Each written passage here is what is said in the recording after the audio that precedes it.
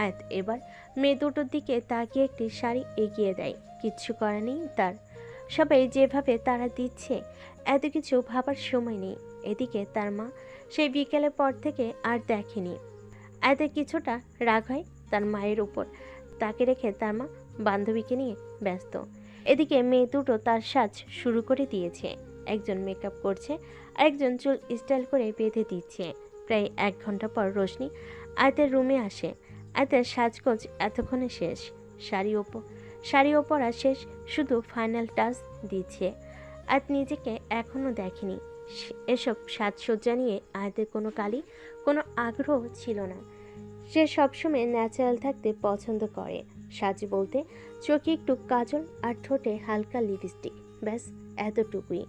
মাঝে মাঝে মন চাইলে একটা টিপ পড়তো। রোশনি আয়াতের দিকে অবাক নয়নে তাকিয়ে আছে। রোশনি তাকানো দেখে আয়াত কিছুটা ইতস্তত বোধ করে। কি হলো রশনি, এভাবে তাকিয়ে আছো কেন? আমাকে খুব বাজে দেখাচ্ছে? আমি জানতাম মেকআপে আমাকে মোটেও সুন্দর লাগে না, এজন্যই আমি বলেছিলাম এসব করব না। এখন কি করব? তুলে ফেলি? আমার না ন্যাচারাল ফেসই ঠিক আছে, তাই না বলো? এক নাগারে বলতে থাকে আয়াত। রোশনি কিছু না বলে এগিয়ে যায় আয়াতের দিকে। নজর টেনে নিয়ে আয়াতকে দাঁড় করায়। আয়াত কিছুটা বিরক্ত। এত ভারী শাড়ি আর তার হাঁটতে কষ্ট হচ্ছে। মুখে কিছু না বলে নিঃশব্দে গিয়ে আয়নার সামনে দাঁড়ায়। আয়নায় নিজেকে দেখে চোখ পড়তেই অবাক হয়ে যায় আয়াত। খুঁটিয়ে খুঁটিয়ে নিজেকে দেখতে লাগে। ক্রিস্টাল পাথরের সিলভার কালার একটা শাড়ি, সাথে ম্যাচিং ফুল স্লিভ ব্লাউজ। হাঁটু অব্দি লম্বা চুলগুলো পনিটেল করে বাঁধা। নিচের দিকে চুলগুলো কাল করা। সামনের কাটা চুলগুলোকে কাল করে কপালে আর গালের দুপাশে রাখা। গলায় সিম্পল কাজের হোয়াইট ক্রিস্টালের একটা নেকলেস, সাথে মাঝারি সাইজের ম্যাচিং কানে দুল। ডান হাতে 2টা মাঝারি সাইজের রিং, আর বাম হাত খালি। মুখে সিম্পল মেকআপ শাড়ির সাথে ম্যাচিং করা, যাকে বলে নো মেকআপ। মেকআপ লুক আয়াতকে খুব সুন্দর লাগছে। নিজেকে নিজের কাছে স্বর্গের অপ্সরা মনে হচ্ছে।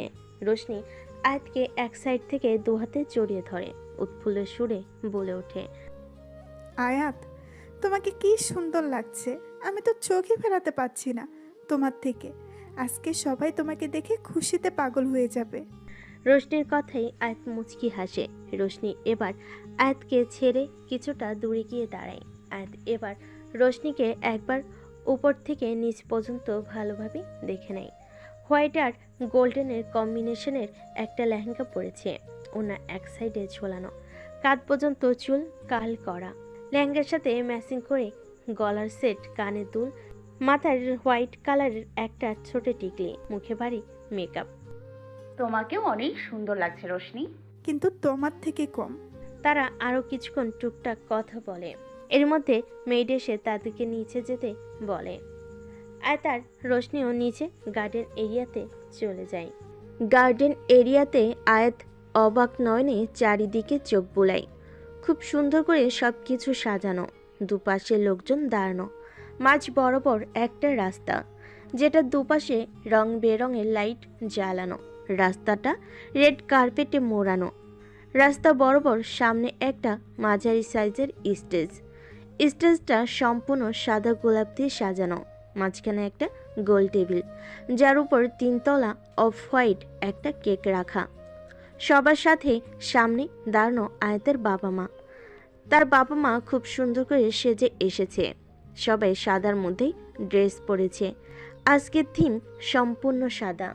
আয়াত চারিদিকে ভালো করে তাকাই। অনেক মানুষ এসেছে, কিন্তু কাউকেই সে ঠিকভাবে চেনে না। শুধুমাত্র রোশনির পরিবার আর তার পরিবারের মানুষের মুখগুলো তার পরিচিত। আয়াত আসে পাশে ভালো করে দেখতে থাকে। দূরে একটা কোণায় তাকাতেই চোখ আটকে যায় আয়াতের। ইলাফ দাঁড়িয়ে কারোর সাথে কথা বলছে। পরনে সাদা শার্ট, সাথে অফ হোয়াইট ডেনিম প্যান্ট। বুকের ওপর থেকে কয়েকটা বোতাম খোলা। বুকে ঝুলানো একটা সিলভার কালারের চিকন চেইন, সাথে লম্বাটে একটা লকেট। শার্টের হাতা কোণী পর্যন্ত ফোল্ডেড করা। মসৃণ চুলগুলো এলোমেলো। কয়েকটা চুল কপালের সামনে চড়ানো। ম্যাচিং হোয়াইট শু। এক হাতে সিলভার কালারের রিস্ট ওয়াচ, আর এক হাতে সিলভার কালারের ব্রেসলেট। আয়াত শান্ত চোখে কয়েক পলক দেখে নেয় ইলাপকে। নিঃসন্দেহে লোকটা সুদর্শন ভাবতেই আয়াতের ঠোঁটের কোণে লাজুক হাসির এসে ভিড় করে। ইলাফ কথা বলতে বলতে একটা চেয়ার টেনে নেয়। চুলগুলো হাত দিয়ে ব্যাক ব্রাশ করতে করতে পায়ের উপর পা তুলে চেয়ারে বসে পড়ে। আয়াত মুগ্ধ নয়নে ইলাফকে আবার দেখে নেয়।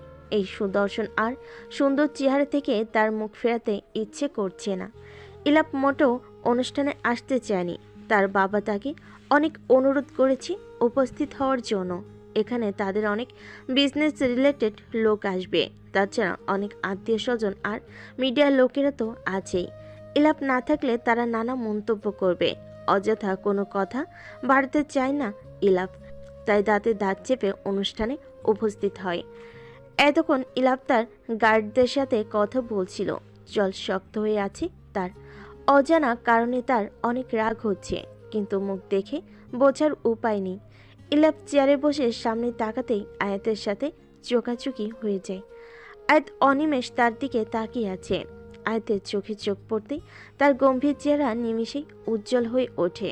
চোখ দুটো শান্ত হয়ে যায়। অনিমেষ তাকিয়ে থাকে আয়াতের দিকে। অজানা ভালো লাগার এসে ভিড় করে আয়াতের হৃদয়ে। নিজের অনুভূতি বুঝতে পারছে না আয়াত। সমুদ্রের ঢেউয়ের মতো উত্থাল পাত্থাল করছে তার হৃদয়। এই চাহনি কেন এত চেনা তার কাছে? কেন বারবার এই চোখের দিকে তাকিয়ে দুনিয়া ভুলে যায়? কেন এই দৃষ্টি তার হৃদয় মুহূর্তেই তোলপাড় সৃষ্টি করে? ভাবতে থাকে আয়াত। রোশনি এসে পেছন থেকে ডেকে ওঠে আয়াতকে। কি হয়েছে? এখানে এভাবে দাঁড়িয়ে আছো কেন? এমনি। চলো যাওয়া যাক। চলো। আয়াত আবার একবার সামনে তাকায়। ইলাফ নেই। একটা দীর্ঘশ্বাস বেরিয়ে আসে আয়াতের। এই অনুভূতির সাথে সে পরিচিত নয়। বুকের ভেতর হালকা চিনচিন ব্যথা অনুভব করে, যার কাউকে দেখে অনুভব করা হয় না, যেটা শুধুমাত্র এই ইলাপ সামনে থেকে চলে গেলে মনে হয়। যতবার ইলাপ তার থেকে দূরে সরে যায়, ততবার মনে হয় সে তার মূল্যবান জিনিস হারিয়ে ফেলছে। কেউ তার খুব শখের জিনিস তার থেকে ছিনিয়ে নিয়ে চলে গেছে। আরেকটা দীর্ঘশ্বাস ছেড়ে এসে রোশনির সাথে স্টেজের দিকে যায়। স্টেজে উঠে বুঝতে পারে আজকে এহসানের জন্মদিন, যার জন্য এত আয়োজন। এহসান এগিয়ে গিয়ে কেক কাটে। সবাই হাততালি দিয়ে তাকে জন্মদিনের শুভেচ্ছা জানায়। ইলাফ কোণের একটা চেয়ারে বসে সামান্য ঘাড় কাত করে আয়াতকে পর্যবেক্ষণ করছে।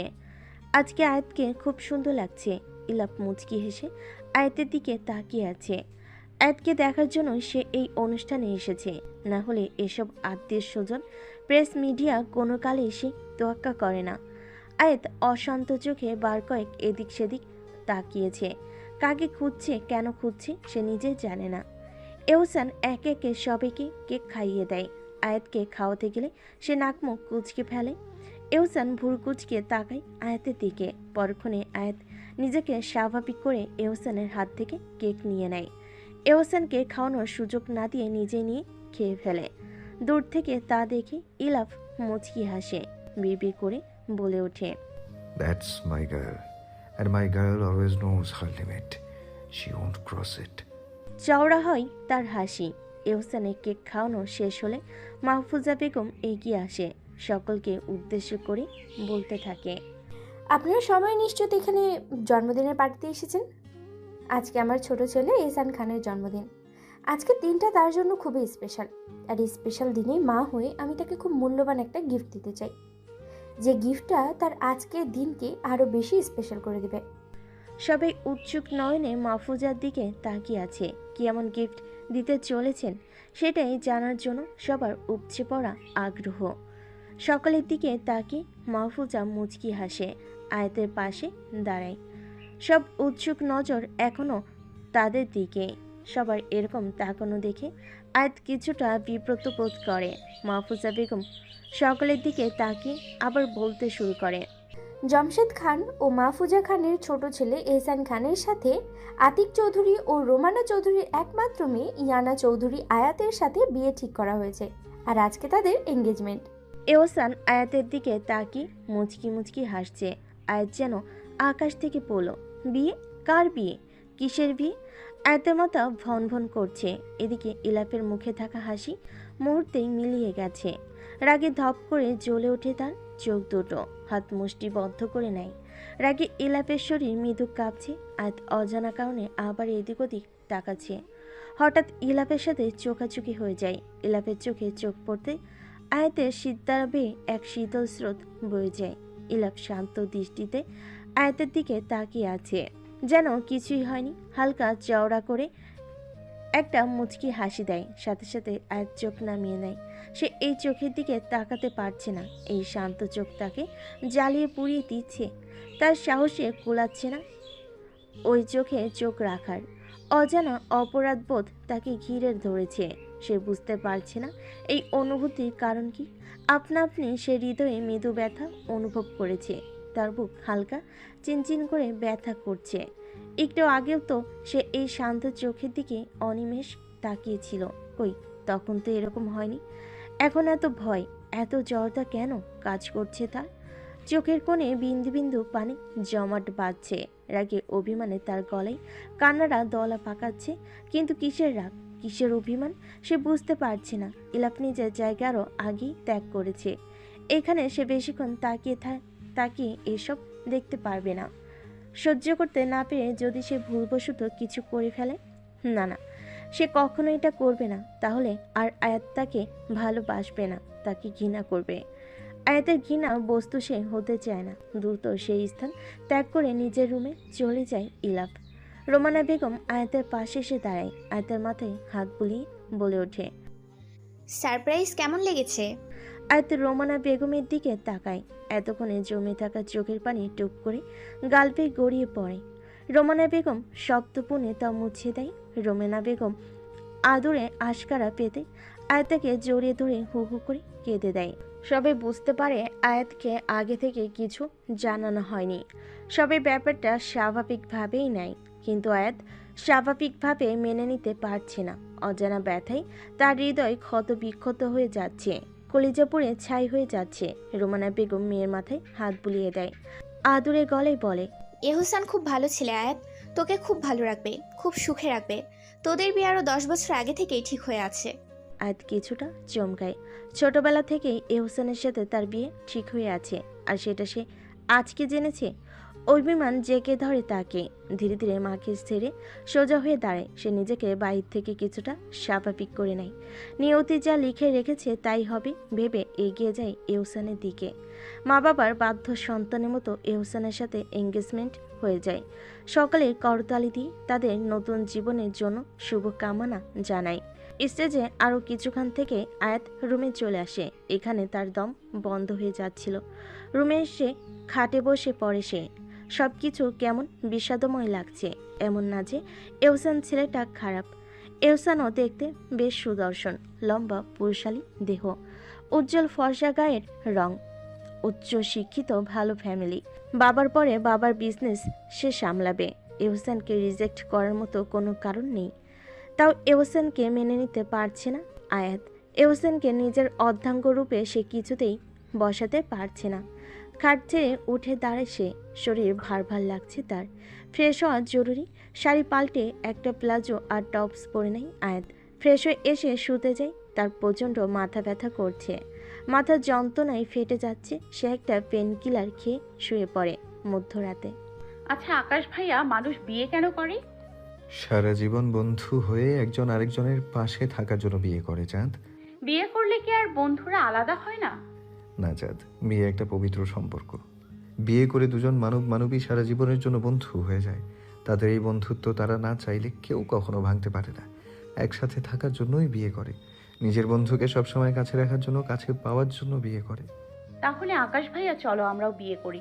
তাহলে আমরা সারা জীবন একসাথে থাকবো, কেউ আর আমাদের আলাদা করতে পারবে না। তুই আরো বড় হ চাঁদ, তখন বিয়ে করব। তুই এখনো অনেক ছোট। না আকাশ ভাইয়া, আমরা এখনই বিয়ে করব। বড় হতে হতে যদি তুমি হারিয়ে যাও? আমি কোথাও হারিয়ে যাব না চাঁদ, আমি সব সময় তোর সাথে থাকবো। না, আমি এখনই বিয়ে করব। মা কবুল বলো। কবুল। আলহামদুলিল্লাহ। লাফিয়ে ওঠে আয়াত। কার বিয়ে দেখছি আমি? এই মেয়েটাকে কেন আমার সাথে এমন হচ্ছে? নিজের চুল টেনে ধরে আয়াত দুটো ঘুমের ওষুধ খেয়ে আবার শুয়ে পড়ে। আয়াত যখন গভীর ঘুমে মগ্ন, ধীর পায়ে আয়াতের রুমের বারান্দা দিয়ে ভিতরে প্রবেশ করে ইলাপ। আয়াতের কান্না ভেজা মুখটা চাঁদের আলোয় স্পষ্ট দেখা যাচ্ছে। আয়াতের খাটের পাশে বসে পড়ে ইলাপ। আলতো হাতে আয়াতের মুখের উপর চলে আসা চুলগুলো কানের পাশে গুজে দেয়। ধীরে ধীরে আয়াতের একটা হাত নিজের হাতের মুঠোয় নিয়ে নেয়। নিষ্পলক তাকিয়ে থাকে আয়াতের মায়াবী মুখশ্রীতে। আয়াতের দিকে তাকিয়ে অস্পষ্ট স্বরে বলে ওঠে, কেন আয়াত, কেন কেন কেউ আমাকে ভালোবাসে না? আমাকে সবাই কেন একা করে দেয় আয়াত, বলতে পারো? একটা মানুষ কারো ভালোবাসা ব্যতীত কিভাবে বাঁচতে পারে আতু? আমাকে তো কেউ ভালোবাসে না, তাহলে কি আমার বেঁচে থাকার কোনো অধিকার নেই আতু? আমি কি মরে যাবো আতু? বলো না। আমি তোমাকে ভালোবাসি আয়াত জান, প্লিজ আমাকে একা করে চলে যেও না। আমি কখনো তোমাকে হারাতে চাই না। বিড়বিড় করে আরো অনেক কিছুই বলতে থাকে। ইলাপের চোখের কোণ বেয়ে কয়েক ফোঁটা অশ্রু আয়াতের হাতে এসে পড়ে। আয়াত কিছুটা নড়ে চড়ে ওঠে। আয়াত শান্ত হলে ইলাপ অপলক তাকিয়ে থাকে আয়াতের দিকে। আয়াতের হাত নিজের বুকের সাথে চেপে ধরে মাথা এলিয়ে দেয় আয়াতের বালিশের কাছে।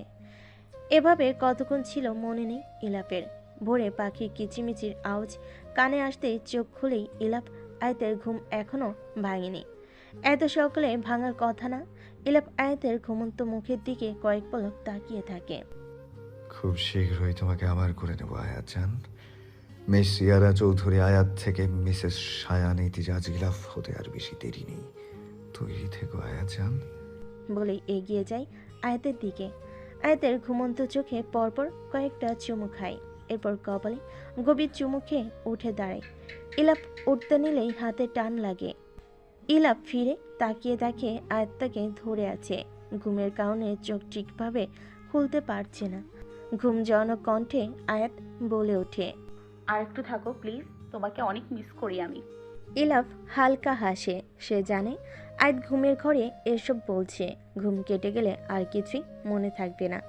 ইলাপ আয়াতের হাতে চুমু খায়। এরপর আয়াতের দিকে ঝুঁকে যায়। ফিস ফিস করে বলে ওঠে, তোমাকে সারা জীবনের জন্য আমার করে নেব আয়াত জান, আর একটু অপেক্ষা করো। বলে আয়াতের ঠোঁটে আলতো করে চুমু খায়। এরপর নিঃশব্দে রুম ত্যাগ করে চলে যায়। আয়াতের ঘুম ভাঙে সকাল 11টায়। এর মধ্যে কেউ তাকে ডিস্টার্ব করতে আসেনি। আয়াত ফ্রেশ হয়ে নিচে গিয়ে দেখে সবাই সোফায় বসে আছে। আয়াত গিয়ে টেবিলের দিকে চলে যায়। রোমানা কিছু বলতে নিলে সে কোনো কথা না বলে খেতে চলে যায়। মায়ের উপর তার বড্ড অভিমান হয়েছে। রোমানা বেগম বুঝতে পারে তার মেয়ে অভিমান করেছে। আয়াত খেয়ে এসে রোশনির পাশে বসে পড়ে। রোমানা আয়াতকে বলে ওঠে, আমরা আজকে চলে যাব। আয়াত তার মায়ের দিকে তাকিয়ে এরপর ধীর কণ্ঠে বলে ওঠে, কখন যাবি? ব্যাগ গোছাতে হবে আমার। রোমানা বেগম আতিক সাহেবের দিকে একবার তাকায়, আবার বলে ওঠে, তুমি যাবে না, তুমি এখানেই থাকবে, আমরা যাব। কয়েকদিন তো হলো মা, এবার আমি বাড়ি যেতে চাই। এখানে থাকতে কি তোমার কোনো সমস্যা হচ্ছে? আমি কখন বললাম সমস্যা হচ্ছে? তাহলে আরো কয়েকদিন থাকো। আমরা কয়েকদিনের জন্য দেশের বাড়িতে যাব। ওইখানে আমাদের কিছু কাজ আছে, আসতে আমাদের দেরি হবে। আর ওখানে গেলে তোমার পড়াশোনারও ক্ষতি হবে। তার চেয়ে ভালো এখানেই থাকো। রোমানার কাট কাট জবাব। হ্যাঁ আয়াত, তুমি আমাদের সাথেই থাকো না? আর তাছাড়া কয়েকদিন পর এমনিতেও তোমাকে এ বাড়িতেই থাকতে হবে। এখন থেকে একটু একটু অভ্যাস করে নাও। পাশ থেকে বলে ওঠে রোশনি। আয়াত আর কিছু বলে না। সে ভিতরে ভিতরে প্রচুর বিরক্ত হচ্ছে। তার দম বন্ধ হয়ে আসছে এ বাড়িতে। এতদিন ভালো লাগলো, কালকের ঘটনার পর আর তার ভালো লাগছে না। কিন্তু সে সব বলতেও পারবে না। মা বাবার মুখের উপর সে কখনোই কিছু বলে না। কিছুক্ষণ পর তার মা বাবা চলে যায়। আয়াত নিজের রুমে চলে আসে। বিকালবেলা আয়াত এলোমেলো হয়ে বিছানায় চিত হয়ে শুয়ে আছে। দৃষ্টি তার রুমের ছাদে নিবদ্ধ। কিছু ভাবছে সে। কাল রাতে স্বপ্নের কথা বারবার মনে পড়ছে। দুটো ছেলে মেয়ে, কেউ কবুল বলছে। কে এই ছেলে মেয়েগুলো? তার স্বপ্নে কেন বারবার আসে? তার সাথে কি ছেলে মেয়েগুলোর কোনো সম্পর্ক আছে? সে কি কোনোভাবে ওই ছেলে মেয়েগুলোকে চিনে? আয়াত মনে মনে বলে ওঠে, নিশ্চয় আমার ওই ছেলে মেয়েদের সাথে কোনো কানেকশন আছে, না হলে তারা বারবার আমার স্বপ্নে কেন আসে? তাছাড়া অ্যাক্সিডেন্টের আগে কোনো কথাই তো মনে নেই আমার। এরা কি আগে কোনোভাবে আমার বন্ধু ছিল? কিন্তু মা বাবা তো বলেছিল আমার কোনো বন্ধু ছিল না। এ ব্যাপারে মা বাবাকে জিজ্ঞেস করতে হবে। আসবো? এহসানের ডাকে দরজার দিকে তাকাই আয়াত। নড়ে চড়ে উঠে বসে পড়ে। ওনা ভালোভাবে গায়ে জড়িয়ে নেয়। আসুন। সারাক্ষণ কি নিয়ে এত ভাবনার জগতে ডুবে থাকো ইনু? এহসানের দিকে তাকাই আয়াত। এই ইনুকে? কেন তুমি? আমার নাম আয়াত। আমি জানি তোমার নাম ইয়ানা চৌধুরী আয়াত, আর ইয়ানা নামটা আমার পছন্দের, তাই তোমাকে আমি ইনু বলে ডাকবো, কেমন? আয়াত চোখ মুখ কুচকে ফেলে, মনে মনে বলে ঢং যত সব। আমাকে এসব ইনু মিনু বলে না ডেকে আয়াত বলে ডাকলেই বেশি খুশি হব। না, আমার ইচ্ছা আমি ইনু বলেই ডাকবো। আয়াত আর কিছু বলে না। বসতে বলবে না? আয়াত খাটের দিকে তাকায় একবার। সব জিনিসপত্র ছড়িয়ে ছিটিয়ে আছে, বসার মতো কোনো অবস্থা নেই। এহসান আয়াতের দিকে তাকিয়ে আছে। আয়াত মুখ কালো করে বসে আছে। আচ্ছা, এখানে বসবো না, চলো বারান্দাটায় যাই। আয়াত নিঃশব্দে উঠে যায় বারান্দার দিকে। এহসানও আয়াতের পিছু পিছু চলে যায়। আয়াত গিয়ে বারান্দার রেলিং ঘেঁষে দাঁড়ায়, হাত রাখে রেলিংয়ের উপর। এহসান আয়াতের উপর নিচ ভালোভাবে একবার দেখে নেয়। পরনে একটা সাদা টপস, সাথে কালো প্যান্ট কাট পায়জামা। লম্বা চুলগুলো খোলা, শাওন নেওয়ার পর আর বাঁধা হয়নি হয়তো।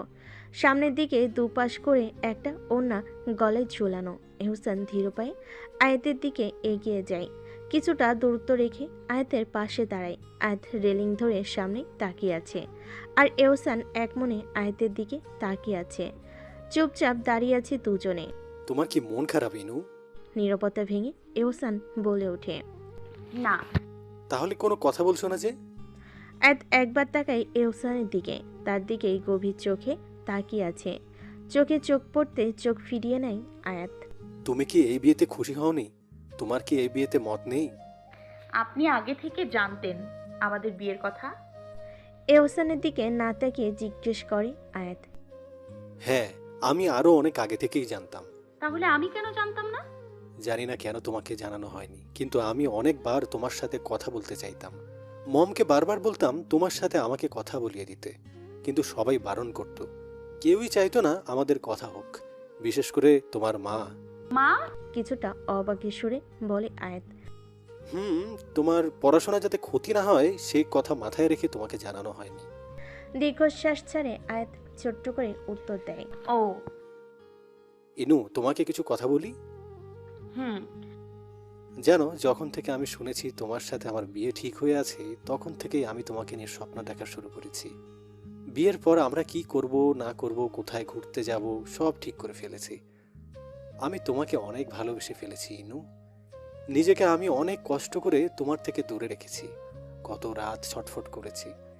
যখন তোমাকে দেখতে মন চাইতো তখন তোমার কলেজে চলে যেতাম, লুকিয়ে লুকিয়ে দেখতাম তোমায়। তোমার মাকে কল করে জেনে নিতাম তুমি কখন কি করছো, কোথায় যাচ্ছ। তোমার পছন্দ অপছন্দ সব জেনে নিয়েছি আমি। কিছুটা থামে এহসান, এরপর আবার বলে, আমি তোমাকে সত্যি ভীষণ ভালোবাসি ইনু। আয়াত ঘাড় ঘুরিয়ে তাকায় এহসানের দিকে। এহসানের দৃষ্টি আয়াতের দিকে নিবদ্ধ। আয়াত এহসানের চোখে চোখ রাখে, গভীরভাবে ভাবতে থাকে সে। এই চোখের ভালোবাসা কেন তাকে স্পর্শ করতে পারছে না? এই মানুষটার সাথেই তাকে সারা জীবন থাকতে হবে, কিন্তু কেন সে মানুষটাকে মেনে নিতে পারছে না? এই চোখের দিকে তাকালে কেন তার মনে কোনো অনুভূতি জাগছে না? আয়াত আলতো করে চোখের পাতা বন্ধ করে নেয়, সাথে সাথে ভেসে ওঠে নীল চোখ দুটি। যে চোখের দিকে তাকালে তার দুনিয়া উলটপালট হয়ে যায়, যে চোখের গভীরতা মাপতে গেলে সে নিশ্চিত ডুবে যাবে, যেন সে গভীরতা মাপতে চায় বারংবার। তার মনে হয় ওই নীল চোখে ডুবে গিয়ে যদি মরণ হয় তাও সার্থক। আয়াত ফট করে চোখ খুলে ফেলে, গভীর দুটো নিঃশ্বাস ছাড়ে। কি ভাবছে সে? এইসব না, এইসব ভাবনাকে আশকারা দেওয়া যাবে না। আবার চোখ ঘুরাই এহসানের দিকে। এহসান, আমি জানি আপনার হয়তো শুনতে খারাপ লাগবে, কিন্তু আমার আরও সময় চাই। আমার নিজেকে আপনার জন্য তৈরি করতে আরও সময় প্রয়োজন। এঙ্গেজমেন্টটা এত তাড়াতাড়ি হয়ে গেছে, কিন্তু আমি চাই না আমাদের বিয়েটা তাড়াতাড়ি হোক। এতে আমার পড়াশোনায় অনেক খারাপ প্রভাব পড়বে।